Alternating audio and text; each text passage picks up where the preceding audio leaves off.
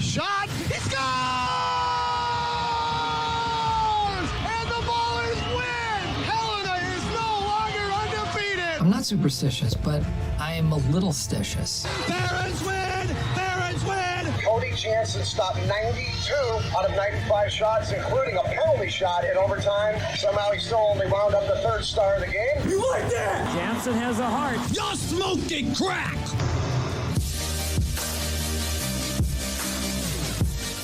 Alrighty, let's get it going. It's Cody Jansen. Coming to you live on World Hockey Report, presented by Lordco Auto Parts, your go-to auto parts store since 1974. View store hours and services at lordco.com. It's Cody Jansen with you on the show today.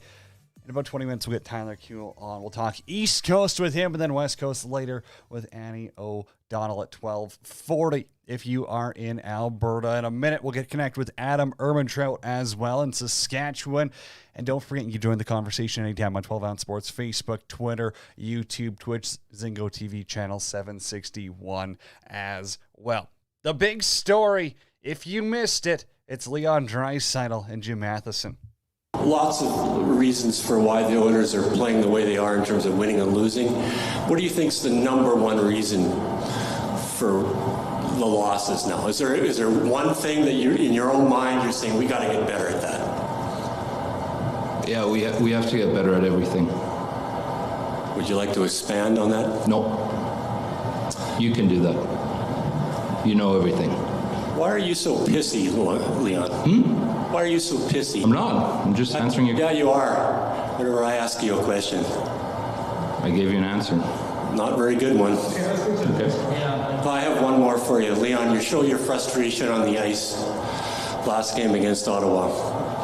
Is that a good thing when you show it so the other team knows you're frustrated? Yeah, it's a great thing, for sure. Good. Yeah. We could chalk that one up for sassiest comment of the year. I don't know. I mean, I'm just loving all the pissy comments now that are coming out of Edmonton. It's something where you don't usually hear NHLers speak their mind a little bit like that, but it was funny to hear him throw it back and say, hey, well, if you know everything, why don't you just write about that? As we snap it over to Adam Ermintrout in Saskatchewan. I want your thoughts on that conversation, conflict, whatever you want to call it, because I don't think that either of them was exactly in the wrong here, but also I'm going to side with Draisaitl all day, every day. Yeah, I think, just this isn't just like based off that.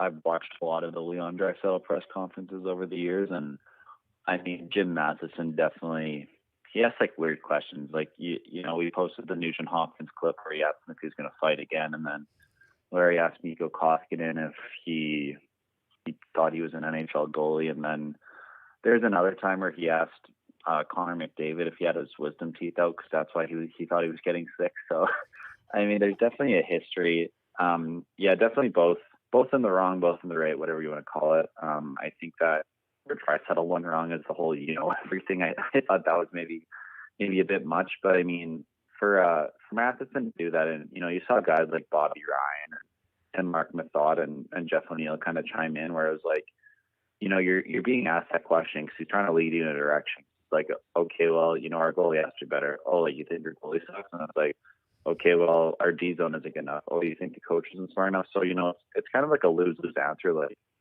I don't know what he's really expected to say, but I mean, for Jim Matheson to fire back at that, and that's definitely not their first encounter. But I thought the funniest part was how he doubled down. He's like, "Oh, I got another question. Actually, do you like when you get mad on the ice?" Like that was something. But yeah.